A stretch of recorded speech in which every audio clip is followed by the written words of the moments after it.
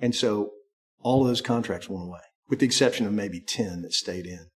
So we had to resell the project again, like 6 years later.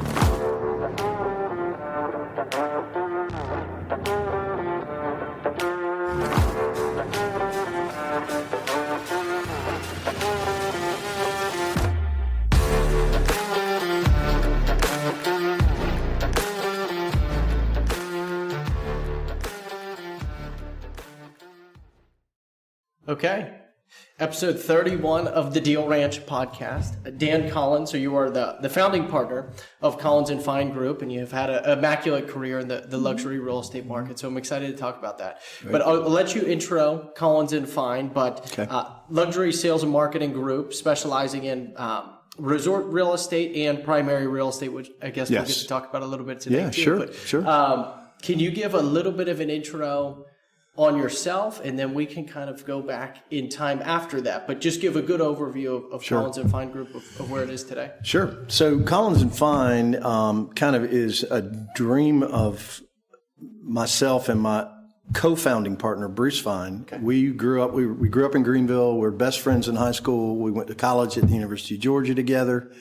So we've been kind of great friends for 50 plus years. And when I got out of college, I went to work in the resort real estate business, and we'll talk about that in a second. But Bruce and I always used to joke about the fact that one day we would be in a partnership together. And he went his way, I kind of went my way, and ultimately formed IMI with my brother Mike. And we did that for 30 plus years, all over the hemisphere. And just lucky enough from a timing standpoint and from the market to have worked on some of the most notable resort real estate communities around the globe. And about 10, 15 years ago, Bruce came to work. We finally convinced Bruce to come to work for us because he was just a superb sales guy, one of the best I've ever met. And Bruce worked for us in Houston. He worked for us here up at the Cliffs here in Greenville. We just kind of got to a point where my brother moved to Florida, and IMI and Collins & Fine kind of came into being. Separate entities. We still have my brother and I have just a phenomenal relationship, and we talk all the time, and we share information.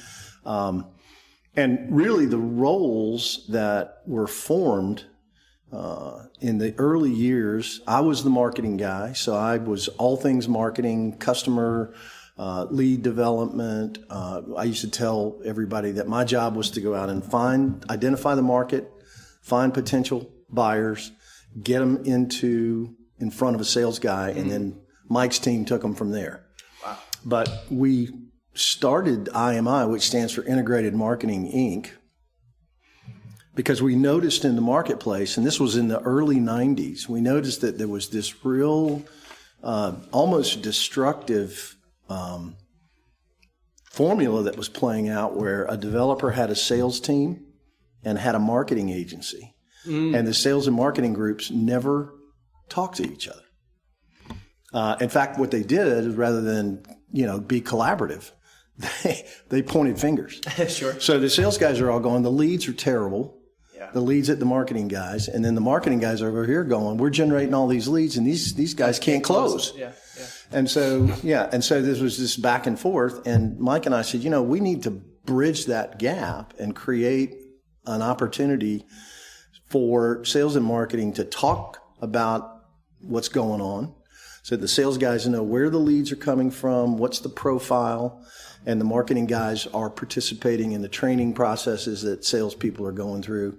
And then the other thing that we did was we essentially went to the developer and said, listen, we will create sales strategies and processes that will mitigate your risk, and we'll get paid when you get paid. So when we close deals, that's when you pay us. Wow. You'll pay us handsomely, but we're not a fee-driven company. You're not paying us big retainers or anything like that. We're all in this thing together. And that was a hugely important formula in the formation of our business model. And we've taken that same exact thing with Collins and Fine. We do a little bit more of the consulting side of things at Collins and Fine, but still our bread and butter is running sales and marketing projects and teams for resort developers, main resort developers. Wow. And so Bruce and I, we started in 2019, and things are going well. We work regionally now, as opposed, I spent literally 25 years flying 250,000 miles a year on airlines. And, you look at me, I'm only 29. You could never tell that. That's right. But I told my brother, I said, I just can't do this anymore. I can't get on a plane every week and just go to Mexico or go to California or Hawaii. And from 2010 to 2015, I think I went to Hawaii 38 times. And from the East Coast, too. Wow. So, and it's, people go, oh, yeah, that really is so tough for you that you're going to Hawaii. So you try it. Yeah, and so Bruce and I kind of came together, and we have 3 or 4 projects, all of them regionally here in the Southeast. The rule of thumb for our company is we will work within a 10-hour drive circle of Greenville. Very cool. So if the planes stop flying for whatever reason, if I can get home in a car in 10 hours, that's inside the circle of where we would work. And that gives us all the way up to D.C. It gives us out to, almost to Texas. Gives us most of North Florida. Mm-hmm. And so we've, right now we're working on the eastern shore of Virginia. We're working here in Greenville. We're working up on Lookout Mountain, right outside of Chattanooga. So we have all this, we have these great opportunities within that 10-hour drive circle, which is very important to us. And, absolutely. So I think that's a good overview to get rolling. Yeah. So what led you to the initial discovery of the divisive culture between sales and marketing? So where were you and Mike before you guys started IMI? So there's a 4-year age gap. I'm the oldest of 4 boys, and Mike is third in that line. And we never went to school together or anything like that. Okay. And when I got out of school, I went to work up here in South Carolina, up on Lake Kiwi, and this would have been in the early 80s, for a very innovative developer who was selling retirement properties, retirement opportunities to people from up north who didn't want to go to Florida, and they were kind of Carolinas became the midpoint for those folks. And I worked with that company both here in South Carolina and then up in Williamsburg, Virginia for 8 years. Their corporate headquarters was in Atlanta, and so I had ended up moving down to Atlanta. We worked on a couple of different very high-profile projects, Reynolds Lake Oconee. At that time, it was called Reynolds Plantation, but it's Reynolds Lake Oconee now. We did the first launch of the Great Waters, the Nicholas Golf Course, and this would have been in 1991. But Mike showed up on my doorstep one day. He had gotten out of college, and he was selling trucking and doing stuff, and he just said, "This is not for me. I want to do what you do." And I knew he was a great sales guy, and so we started just working together. And me being the older, wiser brother, I watched what his capabilities were from a sales standpoint, and just his intuition and how he built relationships with clients. And I said, I'm going to hitch my wagon to that horse. Yeah. And we just kind of, we both were working in big projects. We quit our jobs. We came back to Greenville. We asked our father, who was very influential in our careers, we said, "What do you think about this?" I was 31 at the time, and he was 27. And he said, when I was faced with stuff like that, what I would ask myself is, what's the worst thing that can happen? So in this case, it seems to me the worst thing that can happen is you guys could fall flat on your face and fail, and you'd have to move home for a period of time, and that's not so bad, is it? And, Dad just gave us the go ahead. Good decision-making criteria. Yeah. I mean, it's, don't overthink it and just go do it. And so the whole company just kind of morphed from that very inauspicious beginning with an idea. And we had both worked to answer your question, we had both worked in major resort real estate projects where we saw this divisiveness between the sales and marketing side. And we just said, hey, if we can solve that problem. And the first 6 or 7 years we were working out in the Rockies and Keystone and Breckenridge. And we were, rooming together, officing together, talking every single day, all day long. And it proved to be a very, very productive formula to move sales along at a higher pace and create positive sales and marketing environments. Mm-hmm. And we're conversating about this lightly, the topic of IMI. But while you were there, you guys did 9 or 10 billion in sales. I think it ended up being around 13 billion total. Is the last number that I remember. It's a big deal. And we got, as I say, we were very lucky that we got exposed to some of the premier developers, particularly out west. So we worked with Vail and Associates, we worked with InterOS, we worked with Lyle Anderson at Desert Mountain and Superstition Mountain. We worked with Harry Frampton at East West Partners in Beaver Creek. And so, and again, that whole notion of being able to share in the risk and get paid when we were successful. Yeah. Plus the resources that we had in terms of people that would come to work for us who really were incredibly loyal. And at that time, it's a little bit different now in the post-pandemic world. But a lot of the people that worked with us were kind of ready to go and move on to the next deal. So they would work on a deal for 2 or 3 years in Lake Tahoe, and then they would go down to the desert for a couple of years, or they would go to Mexico for a couple of years, or whatever. To be a sales associate. To be a sales associate, yeah. Wow. Yeah, and then we centralized all the marketing here in Greenville. Oh. So we had a full-blown, 80-person marketing firm here that did nothing but work on IMI projects. And what that did was we controlled costs. We weren't marking up media or doing any of that traditional agency kind of stuff. And we had the ability to turn stuff around, brochures, digitals. This was at the beginning of the digital world. And we hired a couple of folks who are visionaries with regard to that. And so we were bringing additional cost savings and innovation to the developer's portfolio. Because we were managing the developer funded the marketing budgets. We didn't put any of our money involved in it. We were simply our intellectual capital and our energy capital. So we would negotiate and build a budget, and the developer would fund that. But we were responsible to be stewards of that developer's money. And but was that paying your marketing folks that were working on that project? So and supplies. Exactly. Yeah. And so there was no markup on that. There was no traditional media markup. Okay. I mean, we made maybe our profit margin on the marketing stuff was probably maybe 2 to 3%. But in a normal agency, and it was simply a function of doing that so that we could provide a service. And if I would look at a developer and I would say, okay, you're gonna run a Wall Street Journal campaign, a $200,000 Wall Street Journal campaign. Yeah. You're going to pay a traditional agency $25,000 to $30,000 as just their upfront fee to market. Yeah, right? The commission on the print buy.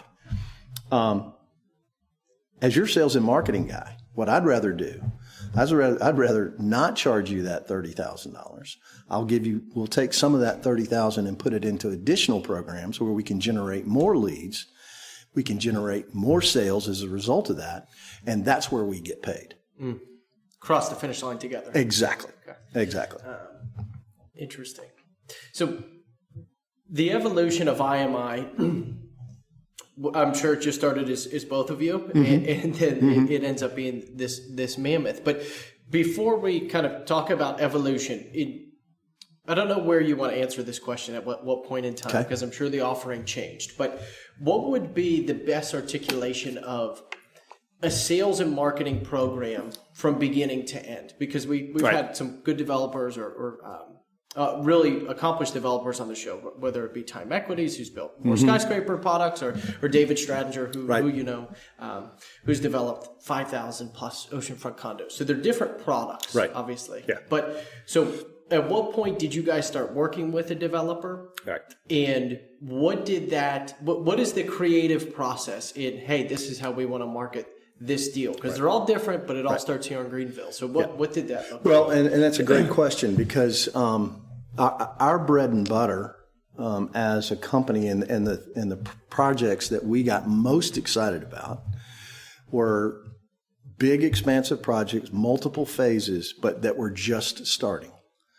So even from the standpoint of having raw land that has not had the first piece of dirt turned on it, we developed great working relationships with Jack Nicklaus and the Nicklaus organization, Tom Fazio, 2 or 3 major country club developers, architects, land planners. We had this portfolio of resources that we could bring to the table. So we would work with developers who were primarily on the very front end of beginning to bring their vision into reality. How did what was the inception of the deal making process of, hey, they're going to work with IMI? Were they reaching out to you? Yeah. Or typically, were you? No. Typically, they were reaching out to us because of that network of developers and the track record. Okay. So we became, particularly out west. You know, we never did a project in Florida. Mike's doing a bunch of stuff down there because he lives in Palm Beach now. But we never did a project in Florida. We did 1 or 2 on the East Coast. We did a project, St. James Plantation, the very first. That was a raw piece of dirt. Now there's 6 golf courses, 3,000 homes. And in 1991, we did a launch on the very first property ever sold there. And we sold 125 lots in and there was nothing there. Wow. So, not to interrupt the process of what's the inception of that marketing plan, or like what's the initial? Yeah. So we would sit down and once we had a kind of an agreement on the bigger deal points, the next step in the process would be to have a 2 to 3 day charrette where the developer was there, the sales and marketing team, IMI. And by the way, I need to just let me say that one of the main additions to the sales and marketing expertise between me and Mike was we figured out if we're going to get paid when things get closed, we better have somebody who understands how to get deals closed. So we hired our banker. Ron Rasmussen was our banker. Here in Greenville, and we convinced him to leave the bank and come to work as a partner in IMI. No way. Yeah, and it was a very important. We kind of hit we hit all the buckets because especially when you start working overseas, you've got all kinds of legal, regulatory issues and different things like that, and you have that in the States too. But so we would have this charrette, and we would bring in land planners. We would bring in somebody from the Nicklaus organization if they wanted to do golf. And we would spend those 3 days kind of locked in a room, drawing and envisioning and creating, understanding target markets, building profiles of potential clients. And we would come out of that series of meetings with the bones, even the skinned bones of a great plan. Wow. And the other part of that charrette was that coming away from that with the developer having an understanding of what the financial commitment was going to be. To you guys. To us, and to fund the marketing, to build the phases, to deliver title on the properties that we were going to be selling. Wow. And we had any kind of number of times where we had a lot of success on the marketing and sales side, and then the developer didn't really pay attention to entitlements and permitting and all that kind of stuff, and got caught, and we had buyers, and we weren't prepared, ready to sell them. Got it. And so it was an evolving process of understanding the volume of decisions that have to be made And that's become much more problematic now in this day and age with regard to government oversight and environmental stuff and all that. But it's pretty big in California and certainly in Hawaii and Colorado, even back in the 90s. Oh, wow. So that charrette was one of the keys in terms of us understanding what the level of commitment was. And then we built the overall, we're very big on team. We're very big on having top of the line resources that we can market and we can tell people. We can say, Matt, hey, we've got the best engineers. We've got the best architects. We've got the best golf course. We got the best club operations guys. Yeah. Because all of that builds value and gives us the ability to price product for the initial startup and then all the way through. So how we grow sales prices and essentially expand yield for the developer. Sure. Yeah. So with the end point being getting people in the door, maybe sitting down with Mike's team to sign contracts to buy, we'll call it a condo development. What is the first half of that plan? So pre-internet or like this 90s period where I'm sure the marketing product looked a lot different. What did that look like? Yeah. What was a marketing plan that you were putting together to get like people into direct mail? How? Well, yeah, there was a lot on the lead generation side. There was direct mail was big. Okay. And this was pre SEO and internet and all that, pay-per-click and all that. Okay.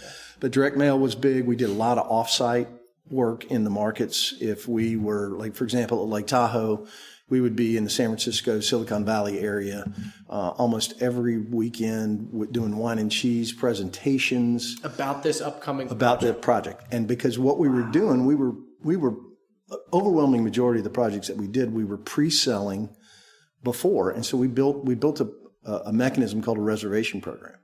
And it was if you were interested in participating or taking a look, you bought a reservation.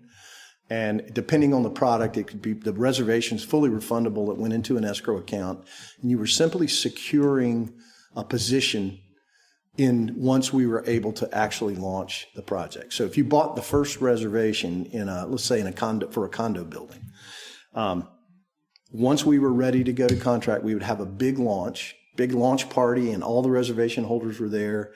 But you, as number one reservation holder, got the number one pick. So you picked whatever of a unit. And now we did a ton of work behind the scenes to understand where everybody was going to end up, where their desire, so that we could say, let's say you had a number 3 reservation holder and my guy's number 4, and both of them are looking at a similar unit. And Mike or this director of sales would say, Matt, hey, does your guy have any flexibility? And you would say, no, this is it. So he'd come to me and say, Dan, is there a way you can move your guy into a different unit? And typically, very few times I can remember over a 30-year career did we ever lose that guy, because we were out in front of it enough, and we were able to craft a compelling reason, and we didn't even really have to do discounts. We didn't have to say to a guy, hey, if you move over to here, we'll cut 5% off. We always held price as kind of our main goal. And so there's just a lot of behind the scenes strategic, and that's why our sales teams were totally exclusive to each project. We didn't even cross-sell between other IMI projects because we wanted the focus to be, we didn't hire outside realtors. We did referral programs with realtors, but we didn't hire them because we didn't have, you weren't allowed to go out and, for example, go to another project and take one of our clients and go sell them someplace else. So we needed you focused specifically on the developer stuff. And so that reservation program was really the impetus that put us on the map in a big way, because all these developers are going, man, if I can get $15-20 million in pre-sales, and one of the interesting things is we spend as much time meeting with developers with their lender groups, basically talking to lenders about this is the structure of the program, this is the goal, this is how we're going to be there, so the lenders could get more and more comfortable making development loans. Wow. Yeah. And it makes plenty of sense, but it's kind of fascinating. Yeah. And it's above and beyond, and a lot of that just morphed. I mean, I'd love to say that we had enough of a vision that we were, but we would look at what are the objections, what are clients telling us, and do we have ways of solving that? And so as we got more, for one example in the reservation program, as we got more and more expensive with return in terms of the properties, we were selling to a more sophisticated, affluent, well-educated client. And they typically, if somebody's buying $1 million condo or $1 million lot, they're going to have an attorney look at the purchase agreement. Mm-hmm. So probably 2 to 3 weeks in advance of the actual decision day, we would send all of the documentation out, purchase contract, bylaws, all the legalese stuff. Mm-hmm. We would send it to the client and say, if you need permission or a blessing from your attorney, let's go ahead and start dealing with that. Yeah. Because on selection day, if you say, well, I got to have my attorney look at this, you're going to lose your spot. Yeah, because there's 25 people behind you. Mm-hmm. And so we were always trying to be proactive, and we used a lot of real estate groups. Salespeople get very nervous if it's an onerous contract or if the HUD report has some stuff in there. Our philosophy was always, let's use that to our advantage. Let's get in front of that.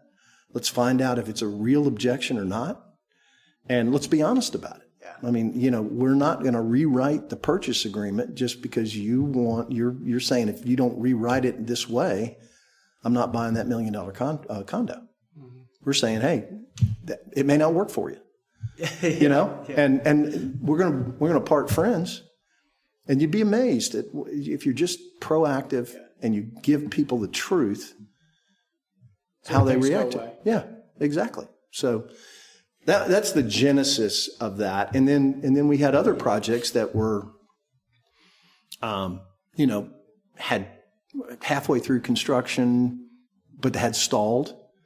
And then that became more of, you guys have missed your market. You don't understand who your market is.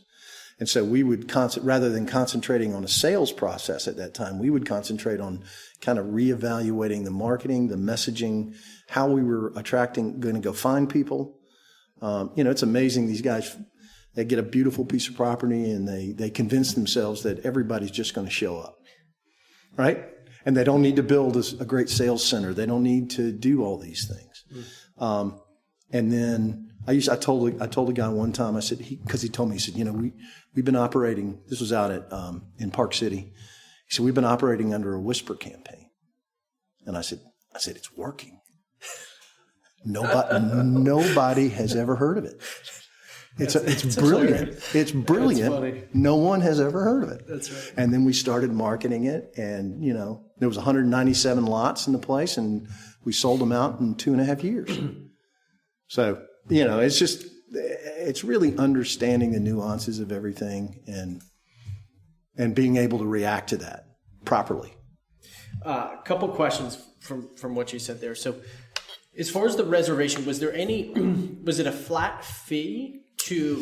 You're not entering a lottery system, but you're reserving your spot in line to then select. Was there a ascending or descending fee of when you paid the reservation fee? If I have first pick, do I pay the same amount as the person that is the 30th reservation? Typically, I mean, one or two different, where we had two different products, we might price the reservation differently, but typically 90% of the time we would determine what the reservation price would be. And then everybody pays that, and that reservation is, as I said, the money goes into escrow. It's simply a play for you to get in line. But it applies towards closing. If you stay through it, because it's fully refundable. So at any time leading up to the launch day, for any reason whatsoever, you can just call up and say, hey, my life's changed. I'm not interested anymore. And boom, you're, wow. Yeah. And then everybody just moves up a spot. So it's simply a mechanism to build a sense of urgency. Because if you got the number 3 reservation and you and I are talking and I say, hey, good news, man, we're now up to 75 reservations. You've got something pretty special. You can't assign it. You can't give it to anybody. You can't sell it to anybody else. It's simply for you. But what that does for you is it says, okay, there's strength in a peer group that's behind me. People that look and act just like me are raising their hand and they're saying, this is valuable. This is going to be something that will enhance the overall quality of my life. It's a good financial decision. It's not an investment because we're not selling investments other than we called it lifestyle investment. And there's a financial component to that for sure. But yeah, and that's kind of the main thing. And it's a very... It's a good system. Yeah, it's a great program. And yeah, we've used it so many times. Wow. Yeah. So what other, not to harp on the marketing part, but that part's kind of fascinating, especially in the 90s there. So you do these meetups or you host these events, these wine nights. What other kind of marketing events? So we have this component of direct mail, and then we've got these different type of events. Was there any other marketing kind of campaign or strategy that led people? And what's the conversion after something like that? So at this wine night, hosted event, some local community where you think you're going to get a lot of conversion or interest rather, you're saying they sign up. You would take reservation slots at that event? Yeah, if we were if we were engaged in a reservation program there, that during that time we would take reservations. Oh, wow.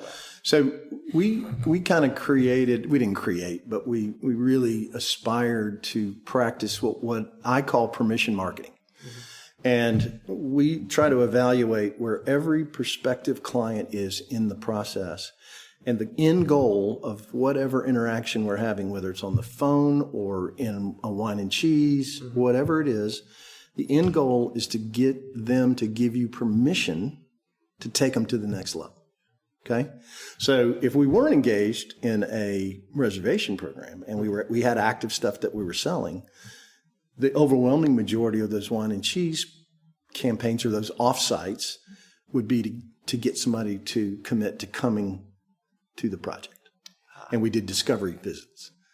So we had cabins, we had condos, we had hotels, depending on what the deal was. We had discovery visits, and that's where you're able to go to contract, because people are coming in and they're essentially for 2 to 3 days they're experiencing the whole lifestyle, and that happens typically in a more mature project. Sure. And so the discovery visit was a huge component for us. In addition, the other offsite, there's 2 or 3 groups that run these, particularly for the retirement communities in Chicago, New Jersey, New York, Boston, Chicago, DC.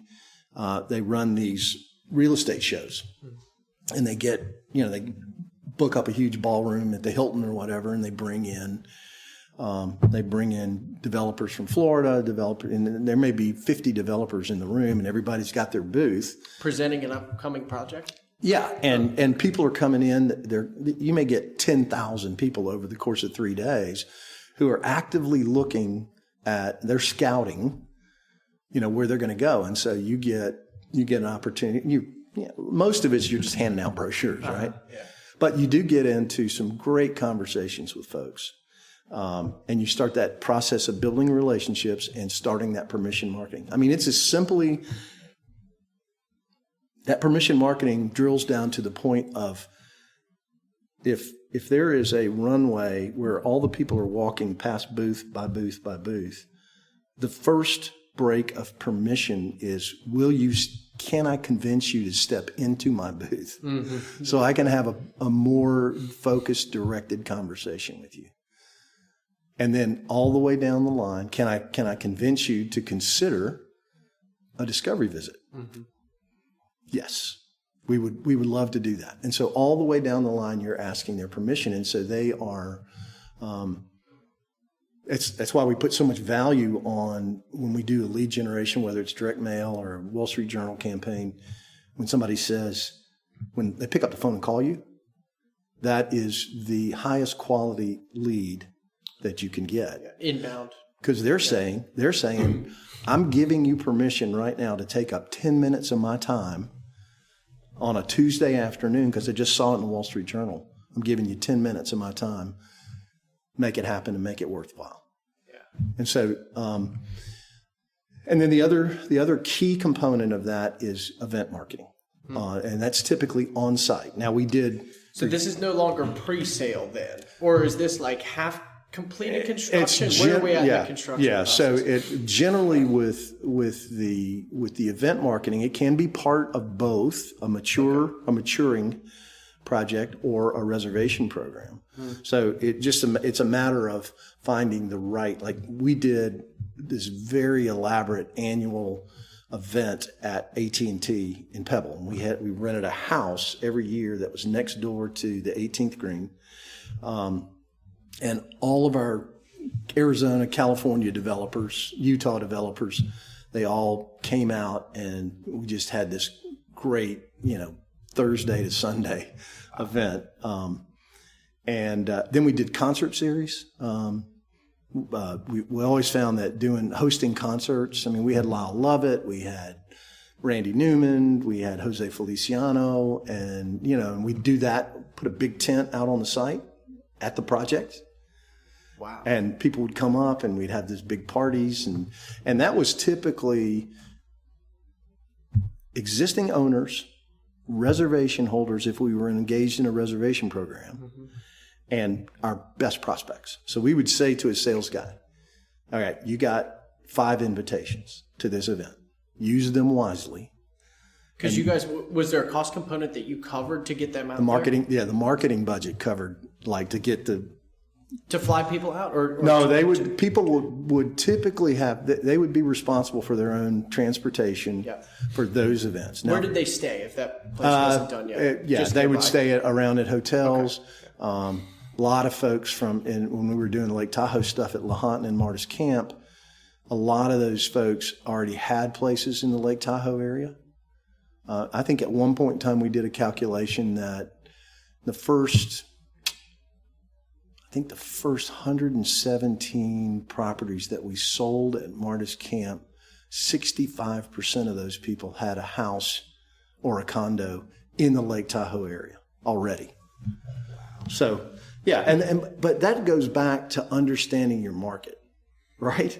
Understanding who is the most predisposed to taking a look and having a real consideration for what you're offering. It doesn't really do me a whole lot of good to try to sell something to a guy from Chicago who's got to fly his family out, all that stuff. I'm looking for people who've already raised their hand and said, that project, that community is where we want to be. Yeah. So, yeah. What was the structure of those on-site events? Was it a dinner? And you obviously said music, but what is it seems like a very, how would you say it? Kind of a touchy little event where it's like, hey, everyone knows you're bringing them out here for one reason, but at the same time, you want people to have fun and enjoy it. So is it more of a follow-up process for those sales guys, or is it on-site, or people like? Yeah. So let's just say that it was a 2-day event. Okay. Yeah. 1 or 2 day event. Cool. Everybody who comes, not everybody, because you're never going to have 100%, but the overwhelming majority of people who are going to be in attendance understand that it is both a recreational and a business function. And so part of what our expectation is for putting on this great party is that there is a business component. And the sales guys, they are expected to be saying, okay, you're going to come out on Thursday. The event's going to be on Friday. We're going to spend all afternoon on Thursday looking at properties, doing business. Yeah. And so the business component was always, if you just did an event without that precursor of the business element being involved, it was a disaster. Because nobody's going to, they're going to come out there and it's just like, oh, you didn't tell me I'm going to have to take a tour. That was kind of my question. Yeah. No. So we're trying to address that up front in every possible case. So we spent a lot of time on the marketing part. So as far as sales go, we spoke about it a little bit there, but it's a unique function. It certainly leads to how you guys were so successful. And one of the questions I had is, how were you able to construct marketing plans for all these different markets? Yeah. And we chatted about that a little bit before too. But how were you able to do such a good job with sales reps? Well, you said, okay, well, they were specific to one site. How did you hire people? Because what was the strategy, and then how'd you keep them, and you spun them from project to project over time? Yeah, and it was again, it just morphed into. I mean, we would get guys and gals, typically that were kind of referred to us, and we would go through a pretty elaborate interview process. Okay. And really trying to understand. Looking at their pedigree, and now, like one of the great sources for our people who had been in real estate sales before were typically the least. I mean, general real estate, as I was telling you about, like brokers and things. They were generally the least successful. The most successful people that we brought out of other industries were guys who had worked in the high-end car sales business because they knew how to close. And they knew how to communicate with sophisticated high-end buyers. Fascinating. Insurance guys were all really good. And then those guys would work on a project for a couple of years and make really good money. And this was particularly prior to 2008. And then they would say, hey, if you get a project down in Mexico, I'd love to go to Mexico for a couple of years, or I'd go to South America, or I really want to go back east. And we just developed this network. One of our most successful, I would say our most successful sales guy who eventually became a sales director came from the PGA Tour. Oh, wow. Yeah, and he was a really smart kid, great golfer. He played on tour. He played on the tour. Yeah, okay. He grew up in Southern California. Best friends with Tiger. Tiger went to Stanford. He went to Southern Cal, and they played on the tour together for a few years. But he, like for example, he played in these pro-ams, and he would play with these really wealthy, the same guy that we're trying to sell a $2 million unit to. Sure. And he knew how to talk to him. And he got sick and tired of battling on the tour, and he wasn't making any money. That's a whole, as you're well aware from your golfing career, that's a whole different level of trying to survive out there. And so we never went into those situations with blinders on. I mean, we knew what criteria were. Wow. We had about a half dozen. At one point in time in the heyday, we probably had 17 projects going, and we had an average of about 5 to 6 salespeople at each project. Okay. So we had a big basket of talent. And we hired a firm, like a Myers-Briggs kind of firm, and we did profiles and we figured out, and we built these profiles of what our top producers, what their makeup was.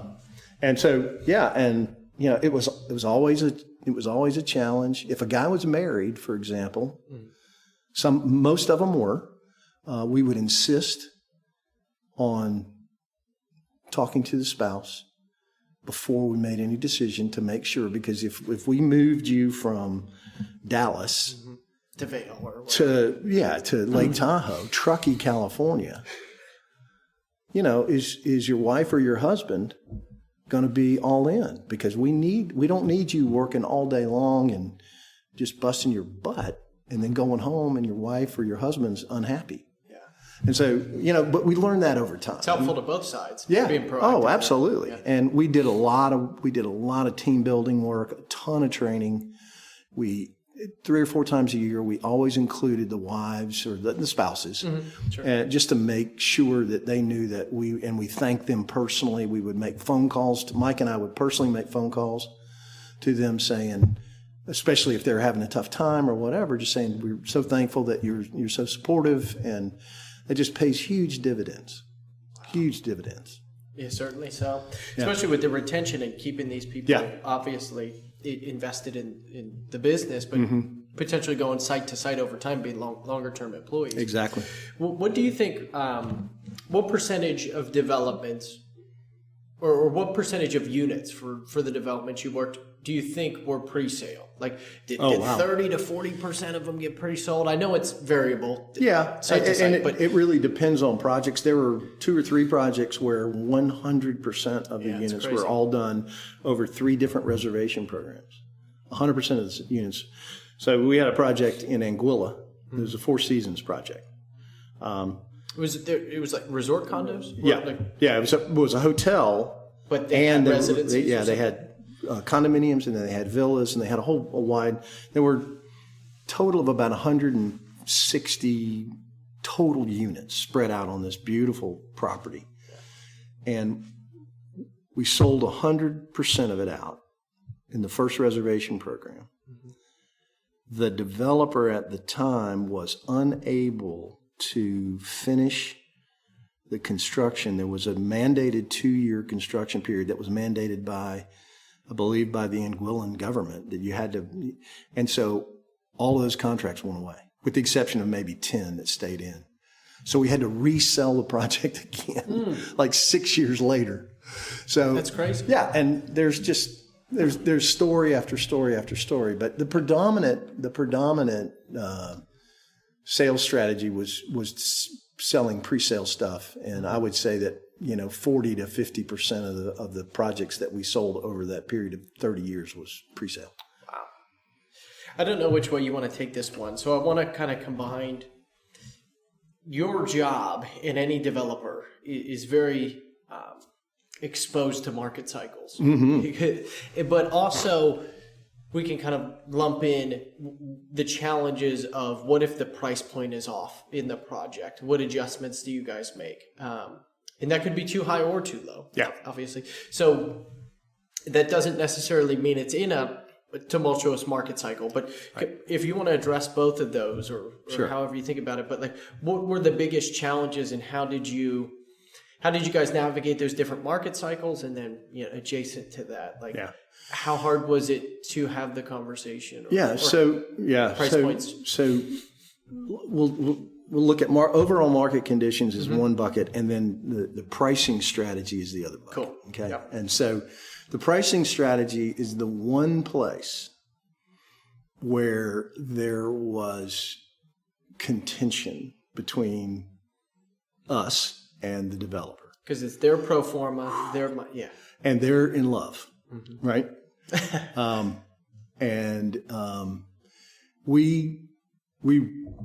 I'll never, the developers that I literally have more respect for than any other developers are 2 guys named, one guy's Nick Hackstock and the other one is Jim Bartlett, and they developed Lahontan at Lake Tahoe and then Martis Camp. And Martis Camp is considered to be the premier resort real estate. It's not a resort, it's a private country club community. And we had almost a 20-year run with those guys on 2 different projects. We sold well over $1.5 billion in land, just lots, because they didn't do any construction. They just wanted to sell lots. But every time we brought a new phase on, we would go out and we'd walk every lot, all the lot lines, everything. And I mean to tell you, we had knockdown, drag out. Never physically came to blows, but the developer would get insulted. And we learned pretty quickly that we needed to have a good factual basis and have good market research. And we also learned that we needed to be able to push price out of respect for the developer. because you can only sell it once, right? And so there was this great kind of push and pull thing. And then once we all kind of came together, because they would go price it, Mike and I would go price it, the entire sales team individually would go price it, and then we would come together and we would have all these spreadsheets, and it would take a day, and we would settle on what the initial pricing was, right, with the caveat that if we brought on, say, 50 lots and 25 of them went the first offering, then the prices are going up. Yeah. Which is fair, sure, right? But once we finished that pricing struggle, we came out of there and we were best pals. And they never looked back. I mean, they never ever looked back. And that was so on the pricing side, that was always a very interesting, and it was my least favorite. Mike's a battler. I mean, he's a great closer. He's a battler. He's smart as a whip. I'm not a real confrontation guy. I like things to be planned and smooth, kind of the firstborn rule following thing. Yeah. And so that was my least favorite time of year with a developer. And I started it towards the end. I said, I don't really have anything to offer. I mean, I can give you all the research that tells you what's happening around the marketplace, but I don't really feel like I want to be in the room when that's going down. Sure. Now on the other bucket, the kind of the market conditions bucket, I was very much involved in that and understanding what the trends were, and just essentially reading and focusing and doing. We did a ton of post-tour surveys. Everybody that came up and toured, whether they bought or not, we had a survey that would go out to them. So we got tons of great information from that, just feedback on, where we fell down, where we excelled, what was happening. We didn't see the value in the pricing, and those are great tools for the unspoken objections. Because in any sales process, you're going to get the obvious objections. Timing, it's not good timing for us. It's not really, we can't find anything we like. But in the guise of those kind of written surveys, you get a lot of stuff that I didn't realize that guy was struggling with that particular thing. And we could resurrect deals from that, or we could use that to say, listen, we've missed the mark here. We brought a section of property on at LaHontan. We did Tom Weiskopf designed a little 9-hole short course, executive course. Beautiful. And we brought some around the 9th hole. We brought like 14 lots around the 9th hole on golf course properties, right? And priced them between $550,000 to $600,000, $650,000, something like that. Just a lot, yeah. Which was way above the market, and didn't sell one of them. Right. And we said we got a price problem, and so if you just go back into the market, I say, Matt, I got to tell you, that lot that we're going to sell you for $650 is now $500. You're going, oh, what's happening here? But what we did was we went out and we realized that they had bermed up particularly around the green, and it essentially blocked the views. Oh, wow. So we were able to go back into the marketplace. We did probably about a 18 to 20% drop on the pricing, and came back and said, listen, our fault. We screwed up. Because we were thinking something was going to happen, and it didn't, and then we ended up selling everything. Wow. So being nimble on your feet, and responding to those market conditions, and then expectations. If you're selling like in 2006 and 2007, I think we sold across our projects. We sold maybe 700 or 800 transactions across all of our projects. And those were the heydays prior to 2008. 2008, 2009, 2010. Half of those projects went away. And we probably sold maybe 30% of what we were selling in 2008. And, but you know, it's just the way it was. And you gotta stay in the game and recognize that it's cyclical and it's going to come back. And when it came back in 2012, 2013, we went on another big tear. Nice. So, yeah. Works out. Yeah. It was a tough few with enough years. time. Yeah, with enough time. Exactly. Okay. So, the time that you're at IMI and you're building the company, a lot changes in the world in this amount of time, right? We have this whole kind of new technology presence. One of the things I was reading in your bio, this initiative that seemed like you spearheaded of $4 or $5 million technology investment for IMI. So at what point does technology and the role change? Because now if you're looking at a condo deal, obviously I'm sure the marketing, whatever you want to call it, soiree or whatever it is, the events are still driving leads or sales, but also people can just go online and they're interested in price and they get to see it right away. So it's a little bit different now. What technology investment did you make, and how did technology change just the whole business you were in? So we were, I would dare say that we were on the cutting edge in the mid 90s of using a variety of different, what you would call off the shelf database CRMs, but customizing them for our business, tracking the things that we needed to track to understand what are the nuances, what's the buying cycle here, and we worked with a ton of different, but we ultimately built a highly customized CRM through Salesforce. And then what year was that? Like when Salesforce just got started. So, that's crazy. Yeah. And then, but now, I mean, and so technology and understanding the database for not only for reporting and metrics, but understanding that if you make an inquiry in September of a year, you may not show up to visit the property until the following spring. But I need to understand all of the interactions that have been going on. So every time a sales guy or marketing person, or we send you an e-blast or whatever, that interaction is put into your file so I can see a complete history. And technology, I mean, compared to what we do now, back in the mid 90s, we were using Lotus. And you probably weren't even born when, and Lotus was the deal.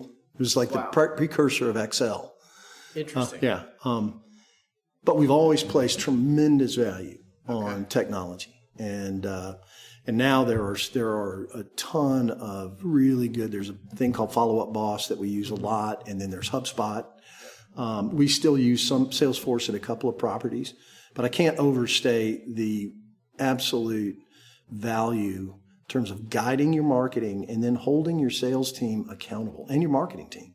Certainly. By being able to use and show the metrics. Yeah.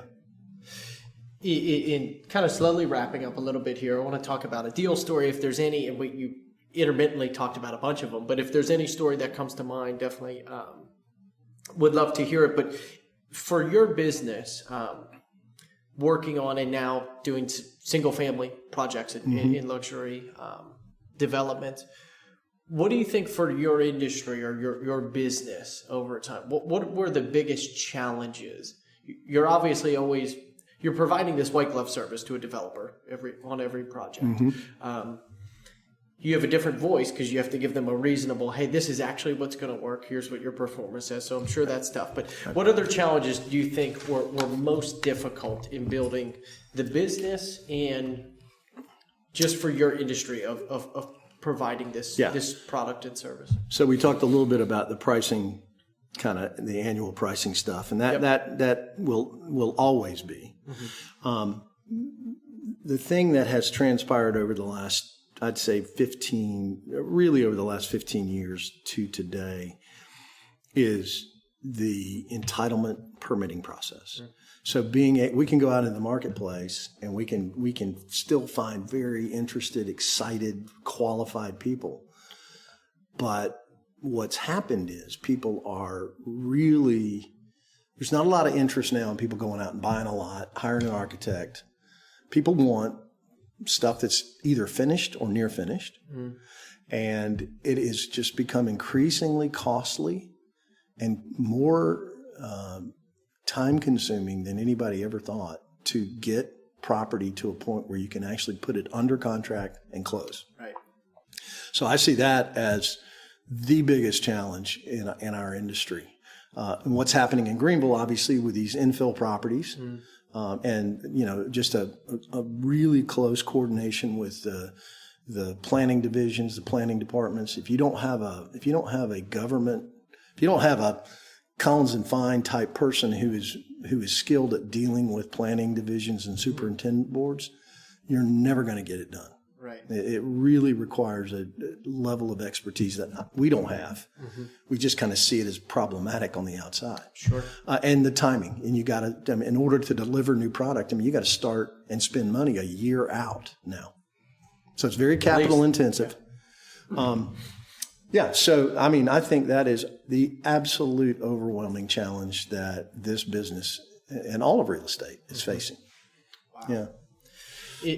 In wrapping up, is there any deal story that you would like to share? It could be anyone, and I think we put a couple down there that we talked about before this. But I'd love to. The Breckenridge one is interesting. Yeah. We've got some condos in town here that are neat. But anything that you think? I think probably the thing the story that defines Collins and Fine right now is Bay Creek on the eastern shore of Virginia. Okay. Yeah. So this was a mature. 500 homes, 2 golf courses, a Nicholas A. Palmer golf course, but it had fallen on hard times. It had the original developer had lost it in 2009, 2010 during the turmoil. A big company, a Baltimore company, Sterling Communications, ended up buying it, but they didn't have they had no interest. They were just paying enough to keep the golf courses open. Mm-hmm. So we came in there 5 years ago, and I did, and it was in marginally good shape, but still nothing developed. Just no. There was full homes up already? Homes up, yeah, okay. 500 homes up. Oh wow. Golf courses operating clubhouse. Okay. It's on the eastern shore though, so it's in Cape Charles, which is down. It's only 50 once you cross over the Bay Bridge Tunnel from Norfolk. Yep. It's about 15 minutes up, so it's on the very southern part of the peninsula.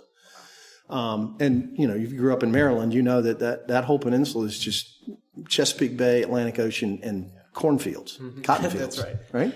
Beautiful. Mm-hmm. So I started thinking,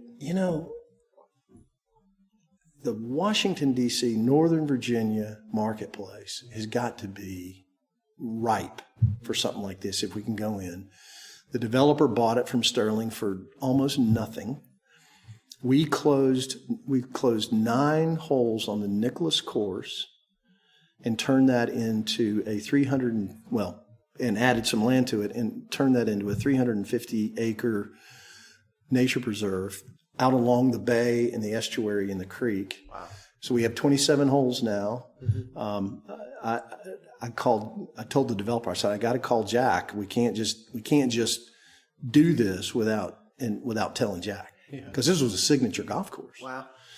And so we called Jack, and he said, are you closing that 9 holes to put real estate on there? And I said, no, we're going to build a nature preserve, fishing, kayaking, all that, walking trails, everything. He said, you absolutely have my blessing. I think that's wonderful. Wow.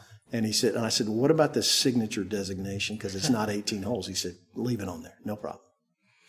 But anyway, we are now selling we're in our 5th year now there, and we are selling upwards of 150 either lots or homes or condominiums. We've been developing all kinds of different multifamily pods. All there. And and in fact, not only has the Northern Virginia Metro DC marketplace responded to us, but Richmond has been a completely unexpected treasure trove. We probably have a dozen or more doctors from Richmond who have built or are building second homes there. So this has become a incredibly well-known Mid-Atlantic place to go, either for second home or retirement. And and so I would honestly tell you that has been. We've had a lot of success at CFG, but that's the one that we just, I think, and my partner Bruce really is the guy, he's the driving component of that project. Wow. And it's been incredible. And we've got, hundreds and hundreds and hundreds of more properties. This thing's like 4,000 acres. So what was it? So it was 36 holes. Yeah. And you said 500 homes when you stepped in? When we stepped in. And they were already sold? And living in, Okay, cool. and they were, because they've been developing it since 2003. So then it was this, not master plan, but it had room to continuously build. Okay, so then what undeveloped acreage was there when you guys got there or got into it? Oh, I would say it's probably somewhere around 1,700 acres maybe. Wow. So then what are the different products there now? You said multifamily condos. So how many total units do you think? Well, I think today or being developed? There's probably another 4 since we've been there. We've probably brought on 400 maybe. Wow. And the entire project is planned for and permitted for probably somewhere around 1,700. And so we're working very closely with the county. Northampton County is one of the poorest counties in Virginia. Oh, wow. And the town is called Cape Charles, and it's this beautiful little, there's a couple of places up in Maryland that are like that too. These little seaside villages. And it has become very, it's considered to be the best beach town in the state of Virginia. So it's got a lot of quaintness to it. We've tried to just diversify the product and so that we have something for almost anybody and everybody. Right. And if you're not averse to kind of living, it's still out in the country. You got to go across the bridge to go to Costco. Yeah. There's a Food Lion there, but that's it. Yeah. Some of the commercial infrastructure will come along. Catch up. Yeah. I feel like it's a showpiece of a project. And we have 2.5 miles of waterfront on the Chesapeake Bay. So one of the things that we have that's very rare on the East Coast is we get on the Chesapeake Bay side, we get sunsets because all the lots are facing west. Oh, neat. So we get these incredibly dramatic sunsets on the bay. Wow. Which is just hard to find on the East Coast. Absolutely. That's crazy. Yeah. So I that project's very special to me. That's a great project. Mm-hmm. Hey, last couple of questions for you. So 3 questions. So what's the team focused on now? And then after that, is there any product type, service, asset class, or market that you guys haven't worked in ever in your career that you want to? So where are you focused on now for Collins and Fine? And then is there anything you haven't done real estate wise that you would like to?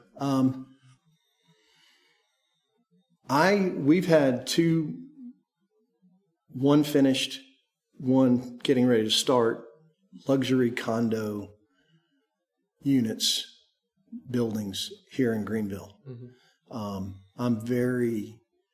I get real excited about that because especially as I've watched downtown Greenville, the demand, there's all the luxury stuff that you would consider in our kind of niche has been sold. And so this new Kempton building is coming in up the street here. Mm-hmm. So I would love to continue because that meets very specially one of my criteria about, just trying to work close to where I live. Right. And then I tell you, I'm very fascinated by the Georgia coast, south of Savannah, north of Jacksonville. There's only a couple of places down there that have the development, but the land is so beautiful and so unique. I would love to do something down there. Not going all the way into Florida. Mm-hmm. Florida's a different animal. I'll let my brother slay that dragon, which is fine. Yeah. But I love the Georgia coast. I love it more than I like the South Carolina coast. Really? Yeah. And I think it's one of the next great places because there's just not a lot of stuff going on down there. And of course, what's going on in Savannah is just growing leaps and bounds. Great health care. So we'll see. I've got my ears to the railroad track on the Georgia coast area. I love it. Yeah. Last question for you, Dan. So who do you think along the way in your real estate career helped you the most? You guys have built a massive business. You've worked so closely with a lot of pioneer developers and successful developers over time. Who do you think you learn most about the business from, or who's impactful to you along the way? So from a mentor standpoint, the guy who hired me out of college, a guy named Dennis Knupp, I gotta give him tons of credit. We haven't worked together in years and years and years, but I still continue to talk to him on a regular basis, and he's retired now and kind of just lives on a farm up in the mountains of South Carolina. So from a mentor standpoint, I would say Dennis. From a client standpoint, as I mentioned earlier, Jim Bartlett and Nick Hackstock, they called Highlands Development. Those guys were and continue to be the best of the best. Honest and full of integrity, and just do what they say they're going to do. And I value that above so much else. And then I think from internally in the industry, I would be remiss if I didn't say how blessed I feel to have worked for 30 years with my brother. And, we've always had a close relationship. I mean, even though we grew up competing against each other in sports, he was way better than me. And then now with Bruce. So I've been my whole career pretty much with people who I cherish being around and just get energy from and learn every day. Wow. So I think that's a great place to wrap. Was there anything else Collins and Fine related that you wanted to finish with, or is there anything we missed about the story that you wanted to highlight? I think the two stories are so interchangeable. I mean, all of the experiences that we talked about through the IMI years, Bruce and I experienced similar to those. They maybe nuanced a little bit, but I think it's a fun time, and I'm 64 now, and I'm looking forward to spending another 6 or 7 years actively doing this, as long as my health provides me the ability, and then maybe sit on a porch and hit a golf ball or two. There you go. I love it. Dan, thanks for coming on the show. Thank you, great. Matt. Thank you. It was great.